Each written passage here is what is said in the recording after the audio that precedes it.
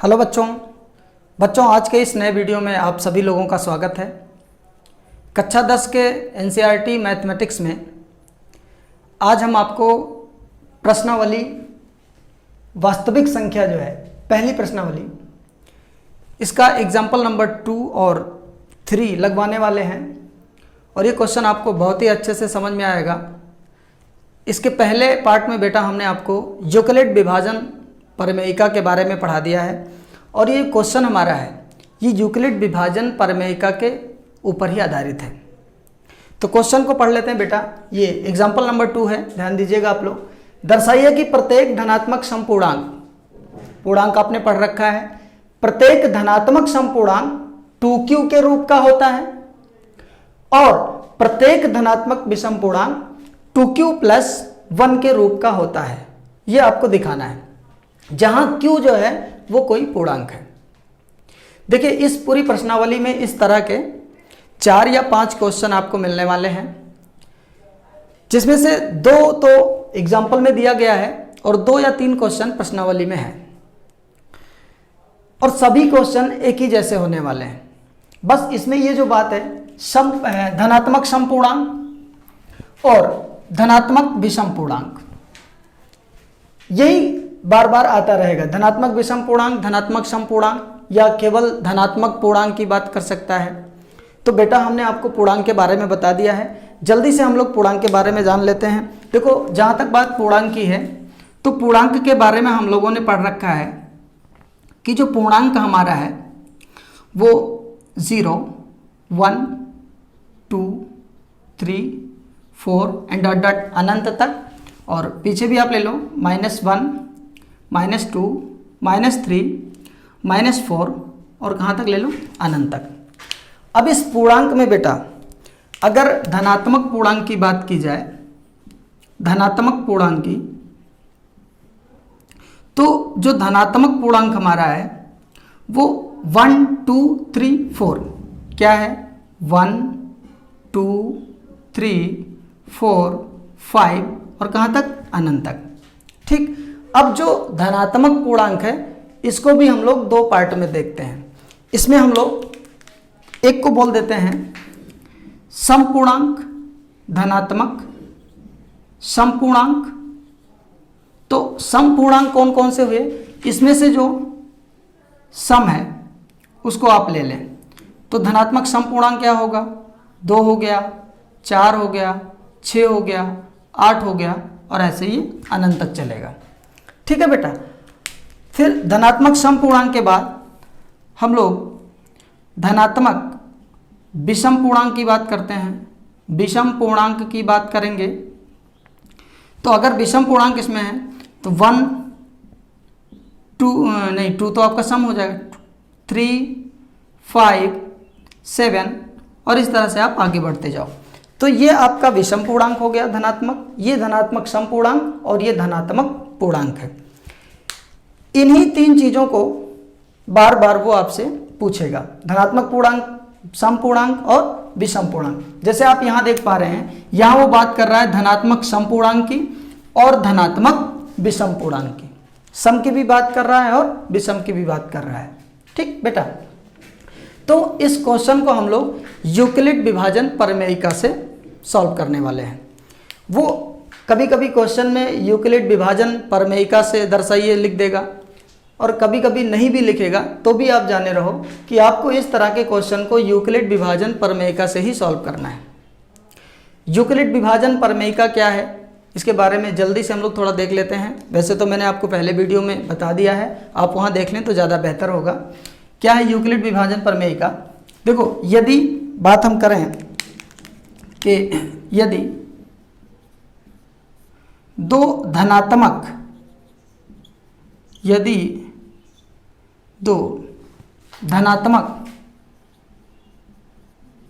पूर्णांक a व b हों, तो अगर 2 धनात्मक पूर्णांक a व b हैं तो होता क्या है कि a बराबर होता है bq + r। a बराबर क्या होता है bq + r और r जो होता है उसकी वैल्यू 0 के बराबर या 0 से ज़्यादा और b से क्या होगा, कम होगा। साथ ही साथ यहाँ पर q और r जो आपके होते हैं, q और r जो होते हैं वो बेटा पूर्ण संख्याएं होते हैं। q और r क्या होते हैं, पूर्ण संख्या होते हैं। तो दो धनात्मक पूर्णांक a व b के लिए आपको हमेशा दो पूर्ण ऐसी संख्याएं q r मिलेंगी जिसके लिए a बराबर होगा bq प्लस r। a बराबर क्या होगा, bq प्लस r। और r की कंडीशन क्या है कि जो r आपका होगा वो 0 से बड़ा होगा या 0 के बराबर होगा, लेकिन हमेशा b से क्या होगा, कम होगा। b से क्या होगा, कम होगा। इसको और अच्छे से अगर आप देखना चाहें तो जैसे मान लीजिए हमने कोई संख्या ले लिया बेटा, मान लीजिए हमने एक संख्या ले लिया 17 और 17 को हम डिवाइड कर रहे हैं 5 से, ठीक। तो ये 5 आपका 3 बार जाएगा, 5 तियाँ कितना हो जाएगा, 15। और यहाँ पे शेषफल में कितना आ जाएगा, 2 आ जाएगा। शेषफल में कितना आएगा, 2 आएगा। आप देख रहे हैं 17 क्या है, एक धनात्मक पूर्णांक है। तो आप 17 को किस तरह से लिख सकते हैं, 17 बराबर हो जाएगा 5 गुणे 3 प्लस 2। ये आपका इसी के रूप का हो गया। a की जगह आप 17 हो गया, b की जगह क्या है, 5 है, q की जगह क्या है, 3 है, और r की जगह कितना लिखा हुआ है, 2 लिखा हुआ है। तो प्रत्येक धनात्मक पूर्णांक को आप इस तरह से लिख सकते हैं, a बराबर bq प्लस r के रूप में लिखा जा सकता है।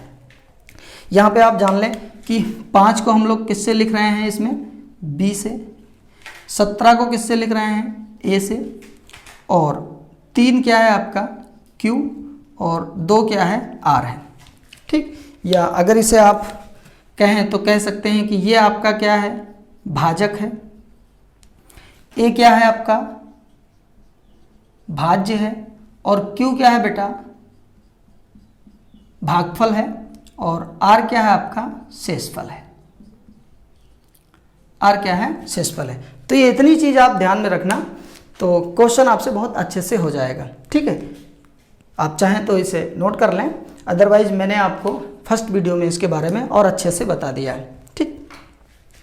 चलिए, तो अब इस क्वेश्चन को हम लोग देखने वाले हैं। देखो क्वेश्चन में ये कह रहे हैं कि धनात्मक समपूर्णांक 2q के रूप का होगा, और जो धनात्मक विषम पूर्णांक होगा वो 2q प्लस 1 के रूप का होगा। अगर बेटा मैं 2q और 2q प्लस 1 की तुलना a बराबर bq प्लस r से करूं, a बराबर bq प्लस r से करूं, तो आप देखेंगे कि q के बगल में जो टर्म्स लिखा है, ये यहाँ भी q के बगल में 2, यहाँ कितना लिखा है, 2। तो ये जो 2 है ना, ये आपका b है, 2 क्या है, b है। और हर बार आपको क्वेश्चन में b के बारे में जो है बता दिया जाएगा कि b कितना है, b को दे देगा, और वो बार बार आपसे a के बारे में पूछेगा। b देगा और किसके बारे में पूछेगा, a के बारे में। और जैसे ही वो b को देगा हमारे पास r मिल जाएगा। b पता हो जाए तो r को हम लोग क्या कर सकते हैं, यहाँ पे बड़े आसानी से बेटा निकाल सकते हैं, ठीक। तो चलिए अब क्वेश्चन को देखते हैं। अपने क्वेश्चन को हम लोग देख लेते हैं। देखिए, पहले यूक्लिड विभाजन प्रमेयिका को लिख देंगे। हम लिखेंगे कि यदि a व b दो धनात्मक पूर्णांक, यदि a व b दो धनात्मक पूर्णांक, या ऐसे लिख दो तो और अच्छा रहेगा, a व b दो धनात्मक पूर्णांक के लिए सदैव q व r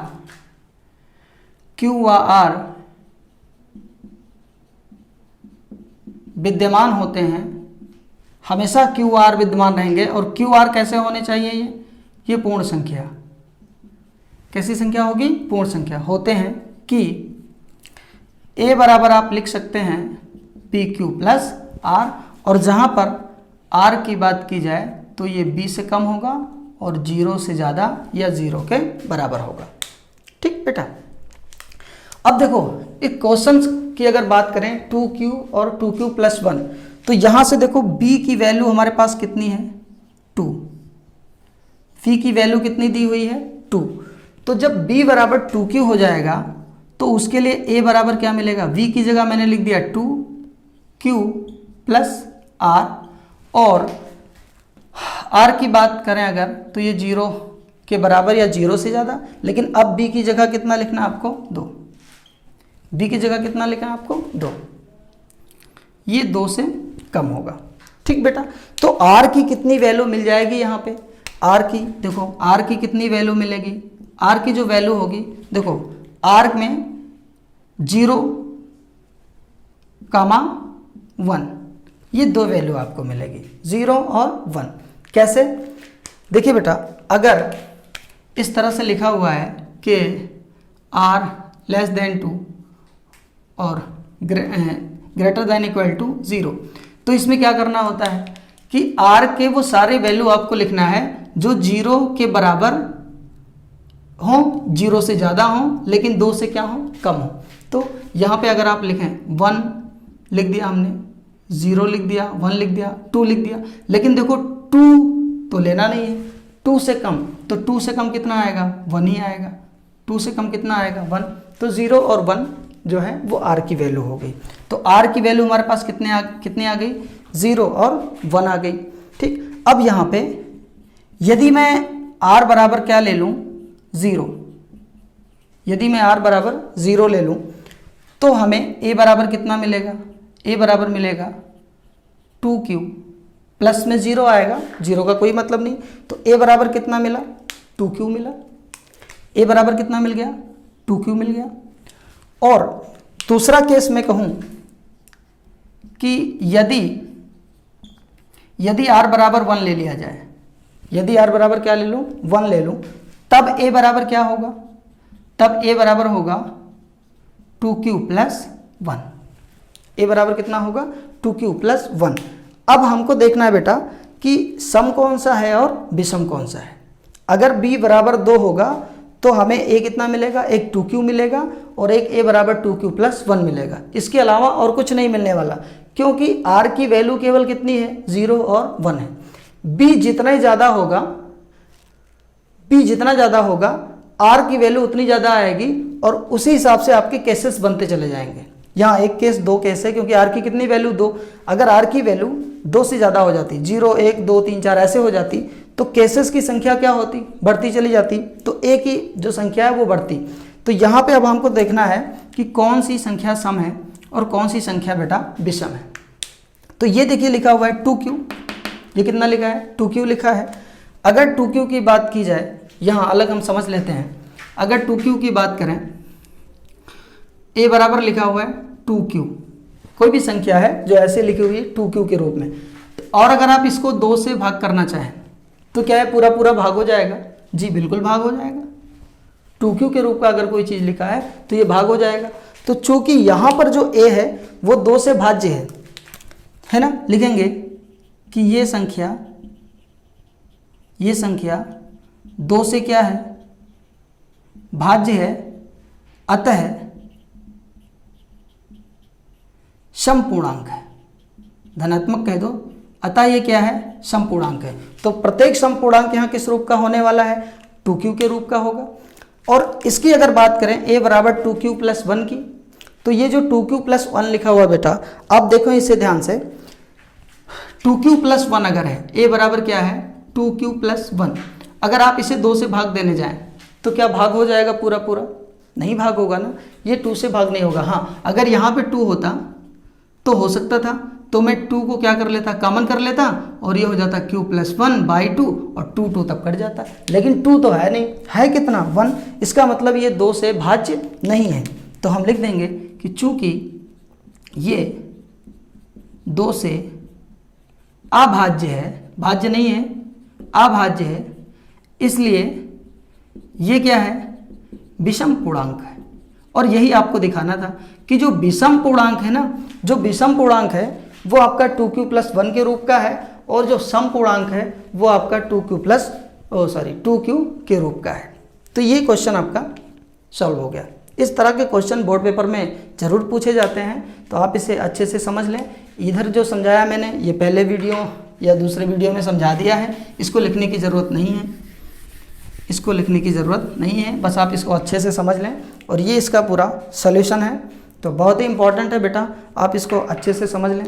अच्छा, ये जो चीज़ लिखी हुई है अगर इसको आप और अच्छे से थोड़ा समझना चाहें तो देखिए, हमने समपूर्णांक की बात की थी। समपूर्णांक कौन थे? 2, 4, 6, 8, 10 और ऐसे आगे बढ़ता रहेगा। ठीक, ये कह रहे हैं कि समपूर्णांक 2q के रूप का होगा।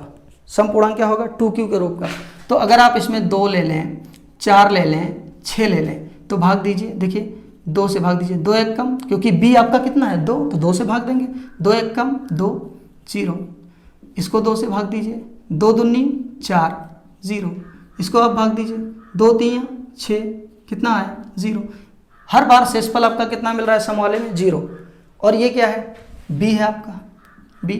और यहाँ पे Q1 है, यहाँ पे Q2 है और यहाँ पे Q3 है। तो Q तो आपको बदलता रहेगा, Q आपका क्या होगा? बदलता रहेगा। लेकिन b तो इन्होंने फिक्स कर दिया ना, तो इसको आप कैसे लिख सकते हैं? इसको आप लिख सकते हैं 2 × 1 + 0, और 0 ना लिखो चलेगा। और इसको कैसे लिख सकते हैं? 2 × 2। इसको कैसे लिख सकते हैं? 2 × 3। तो ये q है, ये आपका क्या है? q है, और ये 2b है। तो ये इसको आप b, ये 2q के रूप को लिख सकते हैं कि नहीं लिख सकते हैं? ये पूरा आपका 2q के रूप का हो गया। q बदल रहा है लेकिन b आपका तो फिक्स है ना, तो सम संख्या को 2q के रूप में लिख सकते हैं हम लोग। इसी तरह अगर विषम की बात की जाए तो विषम संख्या को अगर हम लें तो विषम संख्या कौन कौन सी है? 1 हो गई, 3 हो गई, 5 हो गई। अब इसमें से आप 1 को लीजिए और 2 से डिवाइड कीजिए तो 0 पे आ जाएगा, यहाँ 0, 1 से शेषफल आएगा। अगर आप 3 को ले रहे हैं, 2 से डिवाइड कीजिए, 2 × 2, 1 आएगा। हर बार शेषफल 1 आएगा। तो यहाँ पे आप कैसे लिख सकते हैं? ये b हो गया, ये आपका q है, तो इसको आप लिख सकते हैं 2 × q + 1। हर बार शेषफल कितना मिलेगा? 1। तो विषम को हम लोग कैसे लिख सकते हैं? 2q + 1 के रूप का, और सम को कैसे लिख सकते हैं? 2q के रूप का। अब नेक्स्ट एग्जांपल देखिए, 3 है आपका। दर्शाइए एक धनात्मक विषम पूर्णांक 4q + 1 या 4q + 3 के रूप का होता है। इस बार बात किसकी की जा रही है बेटा? धनात्मक विषम पूर्णांक की। और बता रहे हैं कि विषम पूर्णांक किस रूप का होगा? 4q + 1 या 4q + 3 के रूप का होगा, जहां पे q क्या है? कोई पूर्णांक है। अब इसको हम लोग ठीक पहले क्वेश्चन के जैसा लगाने वाले हैं। इसको भी हम लोग यूक्लिड विभाजन प्रमेयिका से ही सॉल्व करेंगे। तो यहाँ पे अब ज़्यादा कुछ हम लोग नहीं करेंगे, बस कैसे इसको लिखना बोर्ड में सॉल्व करते हैं। ठीक, देखिए अब धनात्मक विषम पूर्णांक की बात यहाँ हो रही है, और 4q + 3 और 4q + 1। तो सबसे पहले आप यूक्लिड विभाजन प्रमेयिका लिख दो। यूक्लिड विभाजन प्रमेयिका लिख दीजिए। क्या है यूक्लिड विभाजन प्रमेयिका? a बराबर bq + r, r जो होगा वो b से कम होगा, नहीं बराबर नहीं, b से कम होगा, और 0 के बराबर या 0 से बड़ा होगा। तो अगर बेटा आप यहाँ क्वेश्चन को देख पा रहे हैं 4q + 1, 4q + 3, तो इस क्वेश्चन को देख के हमें पता चलता है कि जो v की वैल्यू आई है, जो v की वैल्यू है वो कितनी है? 4। b की वैल्यू कितनी है? 4। अब अगर b की वैल्यू 4 है तो a बराबर कितना होगा हमारा? a बराबर हो जाएगा b की जगह 4, 4q + r, और r की अगर बात करें तो ये 0 से बड़ा या 0 के बराबर होगा और b से कम होगा, और b कितना दिया हुआ है? 4। तो आप b की जगह क्या लिख दो? 4 लिख दो। अब क्या करना है? आप r की वैल्यू निकालो। r की वैल्यू कितनी आने वाली है? तो r की वैल्यू कितनी होगी? 0। फिर कितनी होगी? 1, 2 और 3। 4 तो होगा नहीं, 4 से कम लेना है। तो यहाँ पे क्या आप देख पा रहे हैं कि r की कितनी वैल्यू आ गई? 4। अभी हमने बताया था कि r की जितनी वैल्यू आएगी उतने केस बनेंगे, उतने केस बनने वाले हैं। तो r की कितनी वैल्यू आई? 4 वैल्यू आई। तो अब कितने केस बनेंगे? 4 केस बनेंगे। पहला केस क्या होगा? r बराबर 0। अगर r बराबर 0 है तो उस केस में a बराबर क्या होगा? ए बराबर हो जाएगा आपका 4q। पहले सभी केस को लिख लेते हैं, उसके बाद में जो है देखते हैं कौन सम और कौन विषम है। तो r बराबर 0 पे a बराबर कितना हो गया, 4q हो गया। दूसरा केस हमारा है, दूसरा केस यहाँ बनेगा बेटा r बराबर 1 लेने पर, अगर r 1 हो जाए तो a बराबर कितना हो जाएगा, 4q प्लस 1। ओके, तीसरे केस की अगर बात करूं, अगर हम बात तीसरे केस की करते हैं बेटा, तो r बराबर कितना लिया जाए, अब 2 ले लिया जाए। तो जब r बराबर 2 होगा तो उस केस में a बराबर कितना हो जाएगा, 4q प्लस 2। ओके, चौथा केस हमारा चलेगा यहाँ पे r बराबर 3 लेने पर। तो जब आप r बराबर 3 लेंगे तो यहाँ पर a बराबर कितना आ जाएगा, 4q प्लस 3। मतलब ये 4 नंबर्स आपको मिलने वाले हैं। एक नंबर है 4q, एक है 4q प्लस 1, एक है 4q प्लस 2 और एक है 4q प्लस 3। अब ये कैसे पता चले 4 केस, r के हिसाब से। r की वैल्यू कितनी आई है, 4, 1 2 3 4, तो 4 केस मिलेगा। तो 4 संख्या हमको मिल गई, a बराबर 4q, a बराबर 4q प्लस 1, a बराबर 4q प्लस 2 और a बराबर 4q प्लस 3। ठीक, अब इसमें देखना है कौन सम है कौन सी विषम है। तो इसको तो देख के पता चल रहा होगा 4q ये 2 से भाज्य है ना। तो हम लिखेंगे कि ये 2 से भाज्य है, इसलिए ये कैसी संख्या होगी, सम संख्या होगी, है ना, समपूर्णांक होगा, इसलिए क्या है, समपूर्णांक है। 4q तो समपूर्णांक का रूप हो गया। a बराबर 4q प्लस 1 की अगर बात की जाए तो क्या ये 2 से डिवाइड हो जाएगा, नहीं होगा, 4q प्लस 1 है, अभी पहले एग्जांपल में बताया आपको 4q प्लस 1 है, ये 2 से डिवाइड नहीं होगा। तो ये 2 से अभाज्य है, ये 2 से क्या है, अभाज्य है, इसलिए ये क्या होगा, इसलिए ये बेटा विषम पूर्णांक होगा, इसलिए क्या होगा, विषम पूर्णांक है। ये 2 से अभाज्य है। हाँ, तीसरे केस की अगर बात की जाए, केस को अलग अलग करना है आपको। अगर मैं तीसरे केस की बात करूं तो 4q प्लस 2 है, क्या लिखा हुआ है, 4q प्लस 2। इसमें अगर मैं 2 कॉमन कर लूं तो ये आ जाएगा 2q प्लस 1 और ये 2 से कट जाएगा। तो इसका मतलब 4q प्लस 2 2 से कट गया, तो ये 2 से भाज्य है, और अगर 2 से भाज्य हो गया तो ये सम हो गया, है ना। तो यहाँ लिख देंगे हम लोग कि ये 2 से भाज्य है, इसलिए ये क्या है, समपूर्णांक है, इसलिए ये समपूर्णांक है। और तीसरे केस की अगर बात की जाए 4q प्लस 3, तो पहला केस, दूसरा केस और तीसरा केस देखने के बाद अब पता चल गया हमको कि भाई ये भी 2 से अभाज्य है। तो ये क्या है, ये 2 से अभाज्य है, इसलिए ये क्या है, विषम पूर्णांक है। ये भी आपका क्या है, विषम पूर्णांक। तो 4 केस हम लोगों ने देखा, पहला वाला तो समपूर्णांक के रूप का है, दूसरा विषम पूर्णांक के रूप का, तीसरा वाला फिर से समपूर्णांक के रूप का, और ये क्या है, विषम पूर्णांक के रूप का। क्वेश्चन क्या दिया हुआ है कि 4q प्लस 1 और 4q प्लस 3 जो होगा वो आपका विषम पूर्णांक होगा, 4q प्लस 1 और 4q प्लस 3। तो आप देख पा रहे हैं दूसरा और चौथा केस जो है वो क्लियर कर रहा है कि विषम पूर्णांक जो होगा वो 4q प्लस 1 और 4q प्लस 3 के रूप का होगा। समझ में आ गई बात। तो आप चाहें तो लास्ट में ये लिख सकते हैं कि अतः ये लास्ट में लिखना है, अतः धनात्मक विषम पूर्णांक, धनात्मक विषम पूर्णांक 4q प्लस 1 या 4q प्लस 3 के रूप का होगा,